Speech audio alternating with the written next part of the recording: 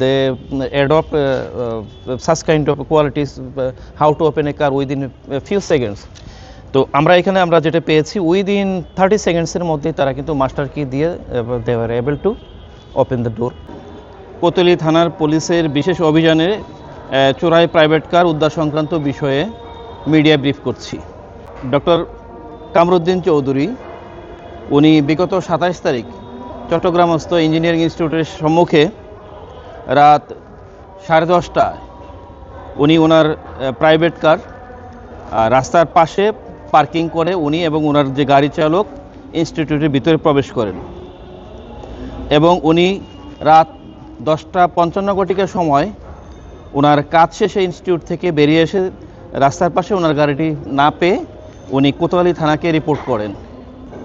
Accordingly Kotwali থানা 28 তারিখ penal কোডের 379 ধারায় একটি নিয়মিত মামলা রুজু করেন এবং এই মামলার প্রেক্ষিতে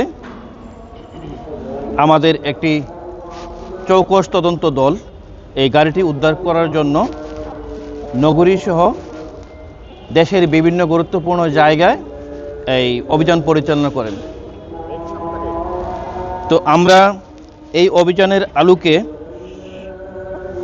এবং প্রযুক্তিগত সহায়তা নিয়ে আমরা এই সংঘবদ্ধ অপরাধী চক্রের দুজনকে অর্থাৎ মোহাম্মদ রাসেল এবং মোহাম্মদ হুসাইন তাদেরকে আমরা গাড়ি সমত কক্সবাজার জেলার মেরিন ড্রাইভ এলাকা থেকে আমরা আটক করি।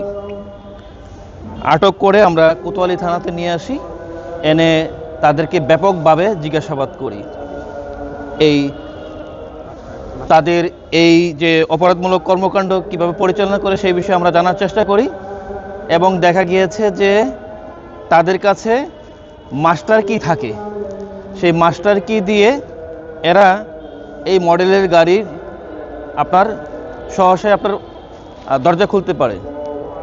সেই একই প্রক্রিয়ায় এই মাস্টার কি দিয়ে এক্স করোলা যে গাড়িটি ইঞ্জিনিয়ারিং ইনস্টিটিউট থেকে নাই হয়েছে নিখোঁজ হয়েছিল সেই গাড়িটিকে ওনারা খুলে দরজা খুলে বিভিন্ন জায়গাতে এটাকে নিয়ে যায়। তারপরে আমরা তাদেরকে ধরে নিয়ে আসি এবং দেখা গেল যে এই সংক্রান্ত বিষয়ে বিগত 3 মাস আগে এই ঠিক গাড়ি চুরির অফেন্সে এই রাসেল মিয়াকে গ্রেপ্তার করা হয় এবং গাড়ি উদ্ধার করা হয় এবং এ বিষয়ে কোতোয়ালি থানাতে মামলা হয়েছে। মামলা তদন্ত করে যথাযথভাবে চার্জশিট দিয়েছে।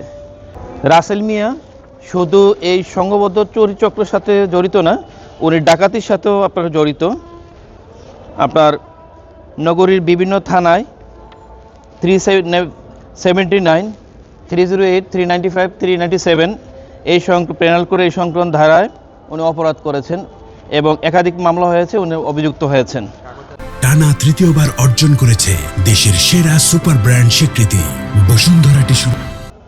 একইভাবে হুসাইন, তার রেকর্ডও আমরা যাচাই করে দেখেছি, নগরীর বিভিন্ন থানায় এবং নগরীর বাহিরেও চট্টগ্রাম জেলার বিভিন্ন থানায় একাধিক ডাকাতির মামলার প্রস্তুতি এই সংক্রান্ত বিষয়ে নিয়মিত মামলার আসামি।